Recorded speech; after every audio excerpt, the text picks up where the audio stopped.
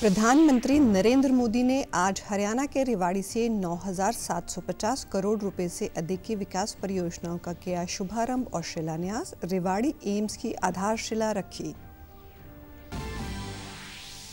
प्रधानमंत्री ने आज वीडियो कॉन्फ्रेंस के माध्यम से विकसित भारत विकसित राजस्थान कार्यक्रम में 17,000 करोड़ रुपए से अधिक की विकास परियोजनाओं का किया लोकार्पण और शिलान्यास।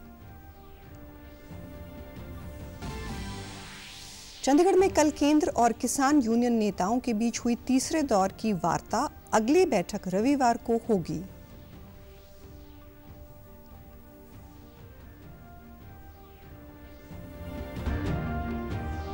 और प्रदेश के कृषि मंत्री जेपी दलाल ने भिवानी जिले में लोगों की सुनी समस्याएं। कहा, हरियाणा में किसान हितैषी नीतियां देश के अन्य राज्यों से बेहतर। हरियाणा देश का पहला राज्य जहां 14 फसलों पर मिलती है एमएसपी।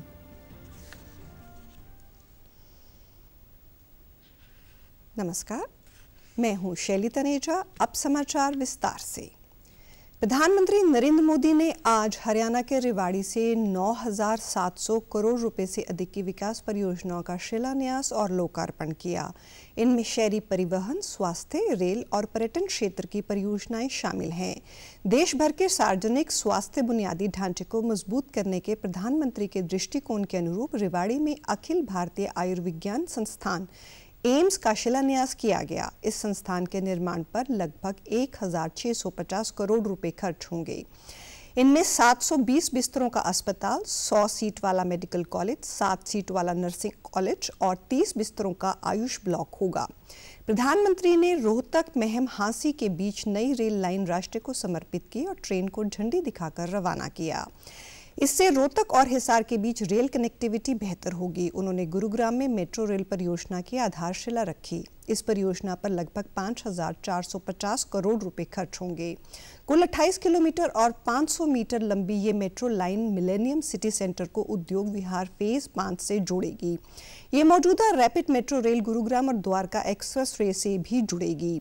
प्रधानमंत्री ने कुरुक्षेत्र के ज्योतिसर में नवनिर्मित गीता अनुभव केंद्र का उद्घाटन भी किया। 17 एकड़ में फैला यह संग्रहालय लगभग 240 करोड़ रुपए की लागत से बनाया गया है। प्रधानमंत्री नरेंद्र मोदी ने रेवाड़ी में विकास परियोजनाओं का शिलान्यास और लोकार्पण किया। इस दौरान उन्होंने अपने संबोधन में कहा कि इस क्षेत्र में किसानों को पानी की दिक्कत रहती थी, लेकिन प्रदेश सरकार ने सराहनीय कार्य करते हुए समस्या को खत्म किया है।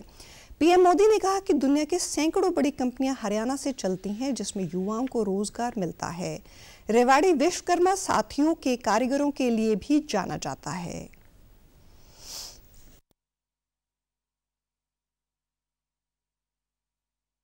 रेवाड़ी तो विश्वकर्मा साथियों की कारीगरी के लिए भी जाना जाता है। यहां की पीतल की कारीगरी और हस्तकला बहुत मशहूर है। 18 व्यवसायों से संबंधित ऐसे पारंपरिक कारीगरों के लिए पहली बार पीएम विश्वकर्मा नाम से एक बड़ी योजना हमने शुरू की है। पीएम विश्वकर्मा योजना से देश भर में लाखों लाभार्थी जुड़ रहे हैं। भाजपा सरकार इस योजना पर 13,000 करोड़ रुपए खर्च करने जा रही है। प्रधानमंत्री ने किसानों की बात करते हुए कहा कि सरकार ने उन्हें पीएम किसान सम्मान निधि योजना दी है। उन्होंने मुद्रा योजना, स्वनिधि योजना, उज्ज्वला योजना सहित अन्य योजनाओं का भी जिक्र किया। उन्होंने कहा कि अभी तक 1 करोड़ से ज्यादा महिलाएं लखपति दीदी बन चुकी हैं। उन्होंने ड्रोन दीदी योजना की भी चर्चा की। पीएम मोदी ने पहली बार वोट करने वाले युवाओं से कहा कि जल्द ही भारत विकसित भारत बनने वाला है। आज पूरा विश्व हरियाणा में तेजी से निवेश कर रहा है और जब निवेश बढ़ता है तो रोजगार भी बढ़ता है। अद्भुत संभावनाओं का राज्य है। मैं हरियाणा के फर्स्ट टाइम वोटर्स को, जो पहली बार मतदान करने वाले हैं, जो 18, 20, 22 साल की उम्र के हैं, उनको विशेष रूप से कहूंगा कि आपका भविष्य बहुत उज्जवल होने वाला है। डबल इंजन सरकार आपके लिए विकसित हरियाणा बनाने में जुटी है। टेक्नोलॉजी से टेक्सटाइल तक, टूरिज्म से ट्रेड तक, हर सेक्टर में रोजगार के नए अवसरों के लिए हम प्रयासरत हैं। कार्यक्रम में हरियाणा के मुख्यमंत्री मनोहर लाल ने लोगों को संबोधित करते हुए कहा कि रेवाड़ी में एक एम्स का निर्माण हो, ये लोगों की बहुत समय से मांग रही है, जिसे आज प्रधानमंत्री नरेंद्र मोदी ने पूरा किया है। मुख्यमंत्री ने कहा कि इस एम्स से सिर्फ हरियाणा ही नहीं बल्कि राजस्थान को भी फायदा होगा। यहाँ के लोगों की अपेक्षा वर्षों पुरानी ये मांग थी, यहाँ एम्स का जैसा 22वां केंद्र, और अपने हरियाणा प्रदेश में भी हमने हर जिले में मेडिकल कॉलेज खोलने की जो एक मुहिम चलाई थी, उसमें भी इस एम्स का रेवाड़ी जिले के लिए बहुत बड़ा एक महत्व है, बहुत बड़ा एक योगदान है। इस एम्स से न केवल दक्षिण हरियाणा के लोगों को बल्कि राजस्थान के लोगों को भी बहुत बड़ा लाभ मिलने वाला है, क्योंकि यहां से 5 किलोमीटर दूर राजस्थान भूमि शुरू हो जाती है। तो इस नाते से इस एम की बनाने के भूमिका में जैसा माजरा गांव, यहां के लोगों ने हमको अपनी पंचायती जमीन भी दी है। वहीं इस कार्यक्रम को प्रदेश भर के बाकी हिस्सों में भी सुना गया, जिसके लिए जगह जगह पर विशेष स्क्रीनिंग की व्यवस्था की गई थी। प्रधानमंत्री नरेंद्र मोदी ने इस कार्यक्रम को हरियाणा के सभी 90 विधानसभा क्षेत्रों में लाइव प्रोजेक्टर लगाकर जनता को दिखाया गया। इसी के तहत भिवानी में स्थानीय भाजपा जनप्रतिनिधियों के साथ भिवानी के लोगों ने भी इस कार्यक्रम को देखा। इस मौके पर कार्यक्रम में पहुंचे भिवानी के विधायक घनश्याम सराफ व भाजपा जिला अध्यक्ष मुकेश गौड़ ने बताया कि प्रधानमंत्री नरेंद्र मोदी ने हरियाणा प्रदेश के लिए करोड़ों रुपए की योजनाओं को जनता को समर्पित किया है। इन योजनाओं में हरियाणा प्रदेश के लिए रेवाड़ी में देश के 22वें एम्स की आधारशिला, कुरुक्षेत्र के ज्योतिसर में नवनिर्मित अनुभव केंद्र का उद्घाटन, भिवानी से ढोब भाली रेलवे लाइन व भिवानी से भवानी खेड़ा रेलवे लाइन का दोहरीकरण शामिल है।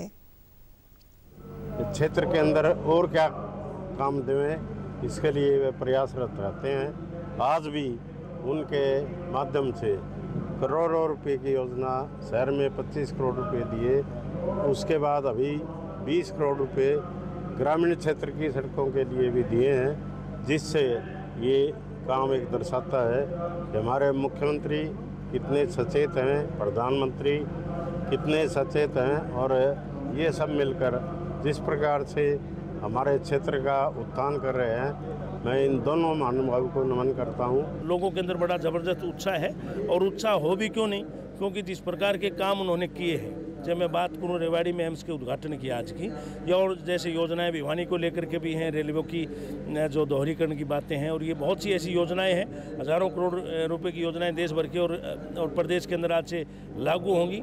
और मोदी जी के लिए तो वैसे भी रेवाड़ी भाग्यशाली रहा है। उन्होंने पहली रैली 2014 में जब की थी, सैनिक सम्मान की जो रैली की थी 2014 में, हमने वहाँ पर की ली थी। आज 10 साल के बाद में मोदी जी फिर वहाँ से करके। वहीं भिवानी निवासियों ने हरियाणा प्रदेश के परिवहन व स्वास्थ्य सेवाओं की शुरुआत के लिए प्रधानमंत्री का धन्यवाद करते हुए कहा कि पीएम मोदी के कार्यकाल में देश निरंतर प्रगति के पथ पर आगे बढ़ रहा है। लिए बहुत ही जन सुविधाएं, स्वास्थ्य के बारे में और भी कोई भी है, और रेल का भी आज वो दोहरीकरण करेंगे। हरियाणा दिन दुगनी रात चौगुनी तरक्की करेगा, और अब की बार तीसरी बार फिर प्रधानमंत्री नरेंद्र मोदी जी ही प्रधानमंत्री बनेंगे। वहीं यमुनानगर के जगाधरी में इस कार्यक्रम को एक बड़ी स्क्रीन लगाकर देखा गया। यमुनानगर के विधायक घनश्याम दास अरोड़ा ने कहा कि प्रधानमंत्री नरेंद्र मोदी ने आज के दिन हरियाणा को विभिन्न परियोजनाओं का तोहफा दिया है। उन्होंने कहा कि जहां रेवाड़ी में एम्स की स्थापना की जा रही है, वहीं गुड़गांव, रोहतक, भिवानी सहित हरियाणा के अन्य इलाकों में कई परियोजनाओं का उद्घाटन, शिलान्यास एवं लोकार्पण प्रधानमंत्री द्वारा किया जा रहा है। तो सारी की सारी योजनाएं सारे हरियाणा के लोगों के लिए लाभप्रद रहने वाली है। इसमें सबसे बड़ा एम्स का शिलान्यास है माजरा गांव, रेवाड़ी जिले में। और इसके साथ ही कुरुक्षेत्र, रोहतक और अन्य स्थानों पर भी उन्होंने कुछ वर्चुअल शिलान्यास और लोकार्पण के कार्यक्रम किए। प्रधानमंत्री श्रीमान नरेंद्र भाई मोदी दूसरी बार रेवाड़ी में आए हैं। एक बार प्रधानमंत्री बनने से पहले पूर्व सैनिकों को संबोधित करने के लिए आए थे और उन्होंने उस समय पूर्व सैनिकों को ये वायदा किया था कि यदि मोदी सरकार बनती है, बीजेपी की सरकार बनती है, तो हम वन रैंक वन पेंशन को लागू करेंगे। और प्रधानमंत्री बनने के बाद उन्होंने वन रैंक वन पेंशन को लागू कर दिया। प्रधानमंत्री नरेंद्र मोदी द्वारा आज रेवाड़ी में एम्स तथा अन्य कई परियोजनाओं का शिलान्यास तथा उद्घाटन समारोह जिला फतेहाबाद के हजारों लोगों ने बड़ी स्क्रीन पर देखा तथा प्रधानमंत्री को सुना। इस अवसर पर जिला उपायुक्त अजय सिंह तोमर तथा रतिया के विधायक लक्ष्मण नपा ने कहा कि ये हरियाणा के लिए बहुत बड़ी सौगात है, जिसका न केवल हरियाणा को बल्कि आसपास के अन्य राज्यों को भी लाभ मिलेगा। विधायक लक्ष्मण नपा ने कहा कि आज का दिन हरियाणा के इतिहास में यादगार दिवस है, क्योंकि पहले केवल दिल्ली में एम्स की सुविधा थी, लेकिन अब हरियाणा के रेवाड़ी में ये सुविधा उपलब्ध कराई जा रही है। प्रधानमंत्री जी ने आज इसका शिलान्यास किया है एम्स का। बहुत बड़ा एक हरियाणा की जो विकसित हरियाणा की बात हम कर रहे हैं, उसमें बहुत बड़ा कदम है। तो आज का सब हरियाणा वासी खुश है कि आज माननीय मोदी ने जो 2013 में जो शुरुआत की थी और आज एक बार फिर 2024 में जो हम आज बात कर रहे हैं कि जो 400 पार की मोदी जी ने बात करी है, तो सारा हमारे हरियाणा वासी खुश है कि माननीय मोदी जी ने एक बार फिर उनके कदम हमारे काफी लाभार्थी थे जिनकी पेंशन लगी है, बुजुर्गों की, कोई विधवा की 200 की पेंशन है, तो वो आज हमारे सारे डिस्ट्रिक्ट में। प्रधानमंत्री नरेंद्र मोदी ने आज वीडियो कॉन्फ्रेंस के माध्यम से विकसित भारत विकसित राजस्थान कार्यक्रम में 17,000 करोड़ रुपए से अधिक की विकास परियोजनाओं का लोकार्पण और शिलान्यास किया। ये परियोजनाएं सड़क, रेलवे और सौर ऊर्जा, विद्युत पारेषण, पेयजल तथा पेट्रोलियम और प्राकृतिक गैस सहित कई महत्वपूर्ण क्षेत्रों से संबंधित है। कार्यक्रम को संबोधित करते हुए प्रधानमंत्री ने कहा कि राजस्थान की डबल इंजन सरकार ने तेजी से काम शुरू कर दिया है। आज जिन परियोजनाओं का शिलान्यास और लोकार्पण हुआ है, उनमें हजारों युवाओं को रोजगार मिलेगा। प्रधानमंत्री ने कहा कि रेल और सड़क नेटवर्क से राजस्थान के विभिन्न जिलों को संपर्क सुविधा मिलेगी, बल्कि पड़ोसी राज्यों के साथ भी संपर्क मजबूत होगा। शिलान्यास और लोकार्पण हुआ है। ये प्रोजेक्ट रेल, रोड, सौर ऊर्जा, पानी और एलपीजी जैसे विकास कार्यक्रमों से जुड़े हैं। ये परियोजनाएं राजस्थान के हजारों युवाओं को रोजगार देने वाली हैं। मैं इन प्रोजेक्ट के लिए राजस्थान के सभी साथियों को बहुत बहुत बधाई देता हूं। उन्होंने कहा कि विकसित भारत केवल एक शब्द नहीं है, बल्कि ये देश के प्रत्येक परिवार का जीवन समृद्ध करने का अभियान है। भारत को विकसित राष्ट्र बनाने के लिए सरकार 4 वर्गों युवाओं, महिलाओं, किसानों और निर्धनों को सशक्त बना रही है। राजस्थान की भाजपा सरकार ने इसके लिए सशक्तिकरण के लिए अनेक उपाय किए हैं। विकसित राजस्थान का निर्माण बहुत जरूरी है और विकसित राजस्थान के लिए रेल, रोड, बिजली, पानी जैसी महत्वपूर्ण सुविधाओं का तेज विकास होना जरूरी है।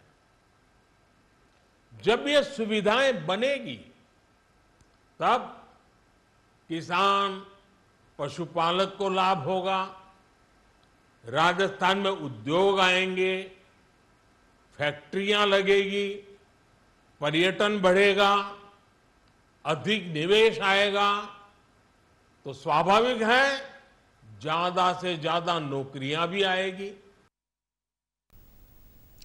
ये कार्यक्रम राजस्थान के सभी जिलों में लगभग 200 स्थानों पर आयोजित किया गया। मुख्य कार्यक्रम जयपुर में हुआ। राजस्थान के मुख्यमंत्री भजनलाल शर्मा, राज्य सरकार के अन्य मंत्री, सांसद और विधायक भी जयपुर के मुख्य कार्यक्रम में शामिल हुए। केंद्र सरकार और किसान नेताओं के बीच वार्ता का तीसरा दौर आज तड़के संपन्न हो गया। बातचीत लगभग 5 घंटे चली। केंद्रीय कृषि मंत्री अर्जुन मुंडा ने कहा कि किसानों के साथ चर्चा सकारात्मक माहौल में हुई। उन्होंने संवाददाताओं को बताया कि अगली बैठक रविवार शाम 6 बजे होगी और शांतिपूर्ण समाधान तलाशने का आश्वासन दिया। सरकार और किसान संगठनों के बीच बहुत ही अच्छे माहौल में सकारात्मक चर्चा हुई है। पॉजिटिव चर्चा हुई है और किसान संगठनों ने जिन विषयों पर ध्यान आकृष्ट कराया है, संज्ञान में लेते हुए विस्तार पूर्वक चर्चा को हमने करते हुए अगली तिथि रविवार को शाम 6 बजे के लिए फिर से आगे की चर्चा को जारी रखेंगे। ये जो माहौल है, क्योंकि हमारा मानना है कि हम सब मिलकर के शांतिपूर्ण ढंग से समाधान ढूंढेंगे। तीसरे दौर की वार्ता में केंद्र सरकार का प्रतिनिधित्व केंद्रीय मंत्री अर्जुन मुंडा, पीयूष गोयल और नित्यानंद राय ने किया। किसानों की तरफ से जगजीत सिंह डल्लेवाल, सरवन सिंह पंढेर और जरनैल सिंह ने बैठक में भाग लिया। बैठक में शामिल पंजाब के मुख्यमंत्री भगवंत मान ने बाद में बताया कि वार्ता सौहार्दपूर्ण रही। उन्होंने गतिरोध दूर करने के लिए समाधान तलाशने की आशा व्यक्त की। इससे पहले 8 फरवरी और 12 फरवरी को दोनों पक्षों की वार्ता में कोई निर्णय नहीं हो सका था।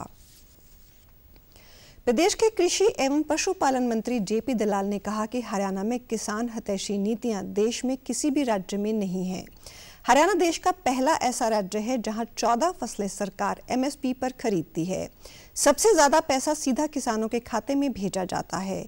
सबसे अच्छी मंडियां हरियाणा में ही चलती हैं और किसानों के लिए micro irrigation, poly house, net house subsidy पर बनवाते हैं और किसानों के लिए फसल बीमा और बागवानी बीमा जैसी योजनाएं हरियाणा प्रदेश में हैं। साथ ही पशुओं का भी बीमा प्रदेश सरकार करती है।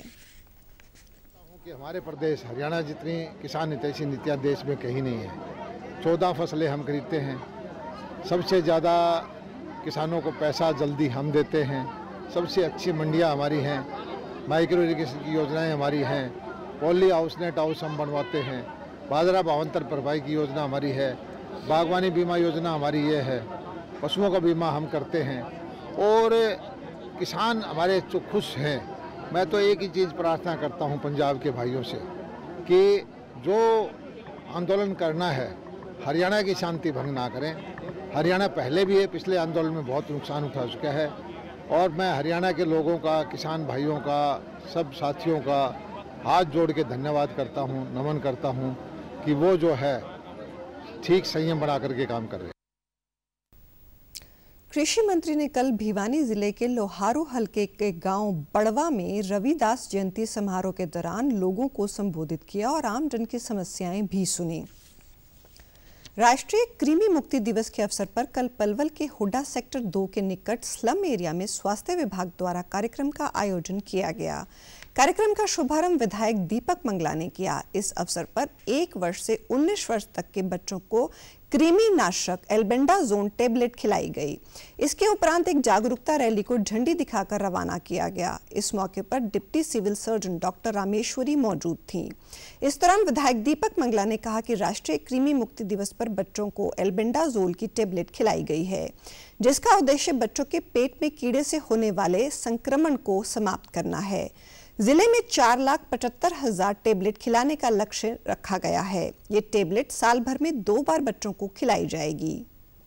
पेट में कीड़े होते हैं, उन बच्चों को एल्बेंडाजोल की टेबलेट चबाने के लिए दी है और हमारे पलवल जिले में 4,75,000 टेबलेट का लक्ष्य आज के दिन रखा है और ये टेबलेट 1 साल में 2 बार बच्चों को दी जाएगी।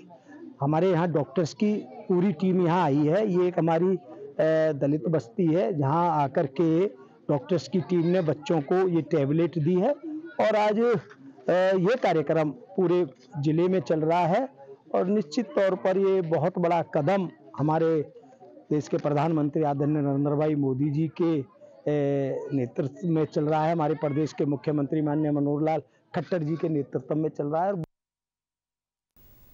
Deputy civil surgeon doctor Rameshwari ने बताया कि 15 फरवरी को राष्ट्रीय कृमि मुक्ति दिवस मनाया जाता है। इस अभियान के तहत प्रजनन आयु वर्ग की 20 से 24 वर्ष तक की महिलाओं को भी ये टेबलेट खिलाई जाएंगी। यह कार्यक्रम आंगनवाड़ी केंद्रों, सरकारी व प्राइवेट स्कूलों तथा कॉलेजों में चलाया जा रहा है।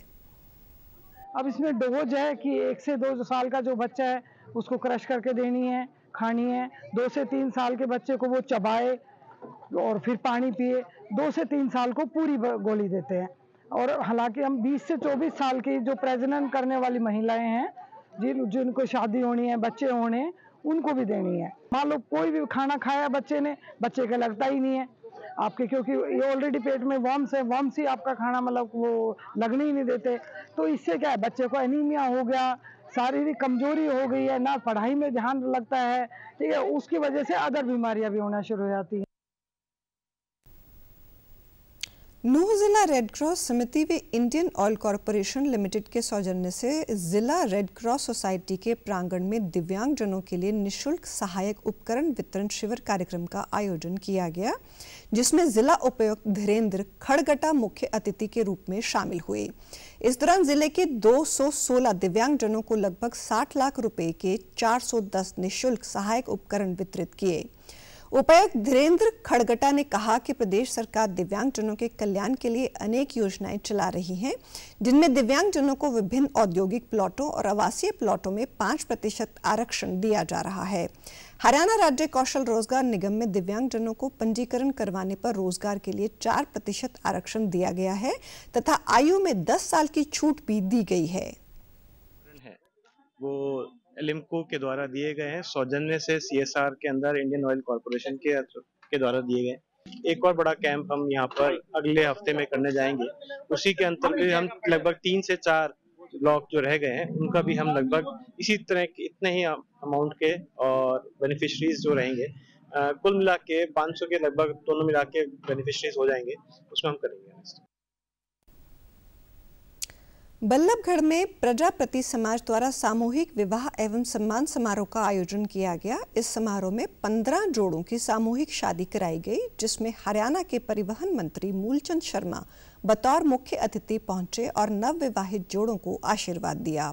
इस अवसर पर उन्होंने कन्यादान के रूप में 2,51,000 रुपए की राशि भी भेंट की और इस कार्यक्रम के आयोजन को लेकर हरियाणा OBC मोर्चा के प्रदेश महामंत्री रामेश्वर प्रजापति और उनकी पूरी टीम को बधाई दी। कैबिनेट मंत्री ने कहा कि इस तरह के सामूहिक विवाह समारोह के चलते जहां समाज के आपसी भाईचारा बढ़ता है, वहीं दहेज प्रथा पर भी रोक लगती है।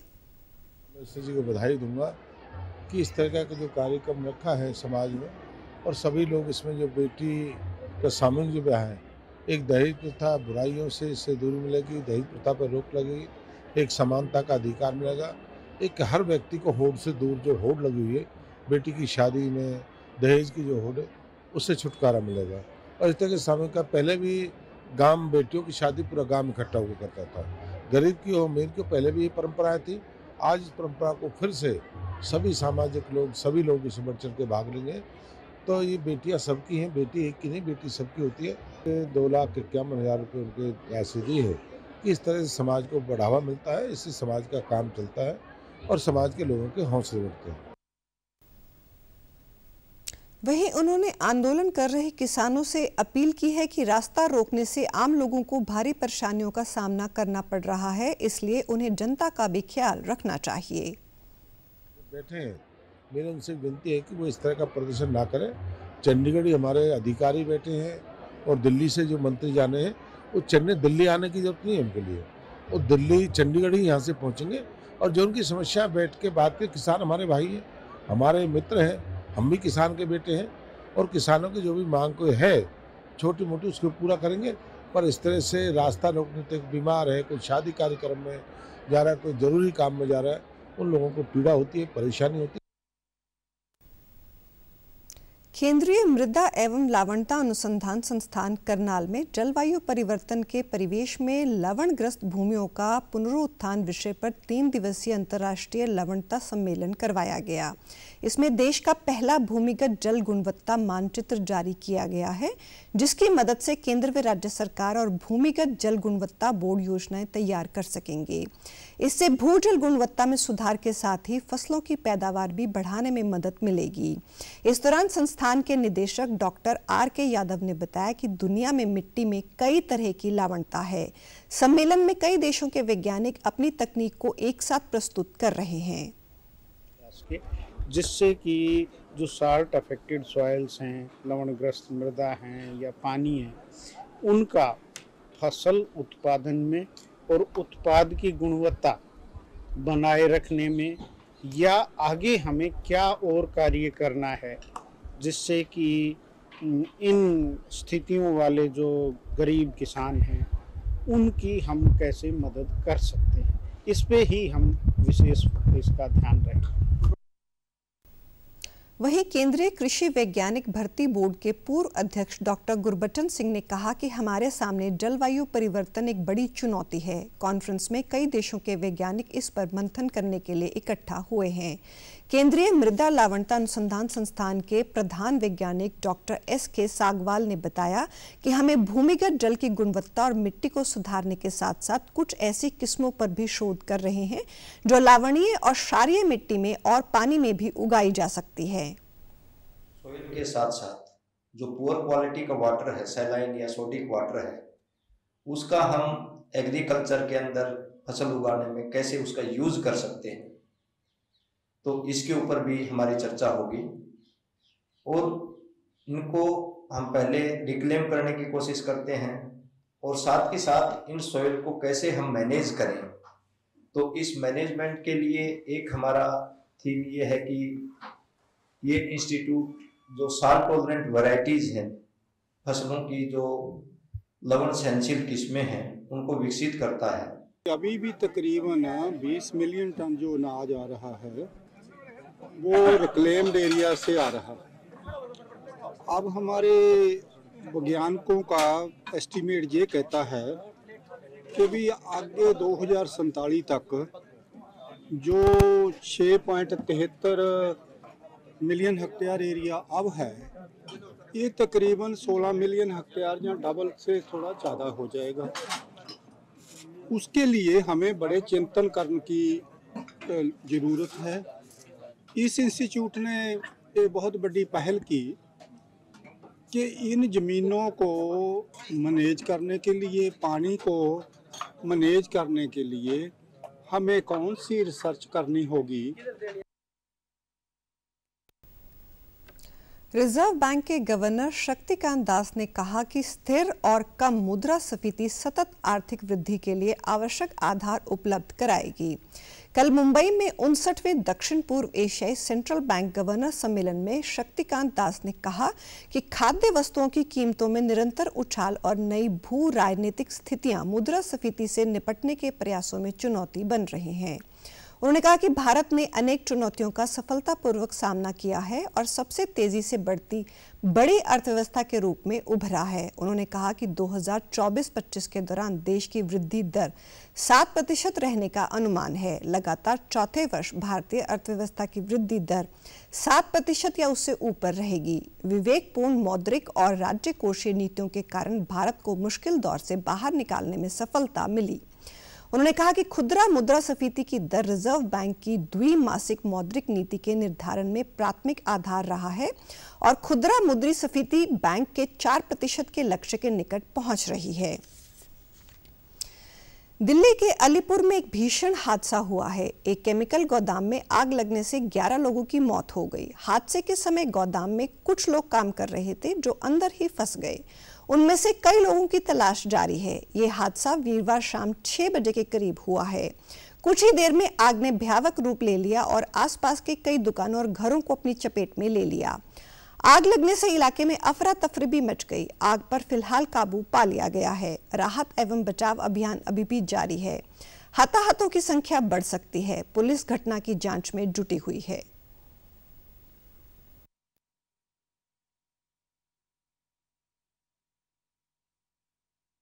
आग पे करीब 4 घंटे में हमने काबू पा लिया था। 9 बजे तक हमारा वो हो गया था, पर अनफॉर्चुनेटली इसमें जो है 11 लोगों की जो डेथ हो गई। ये लेबरर थे, ये अंदर ट्रैप हो गए, क्योंकि पेंट की जो आग होती है वो बहुत मुश्किल से बुझती है और बिकॉज ऑफ ब्लड जो ब्लास्ट हुआ उससे बिल्डिंग गिर गई और ये लोग ट्रैप्ड हो गए।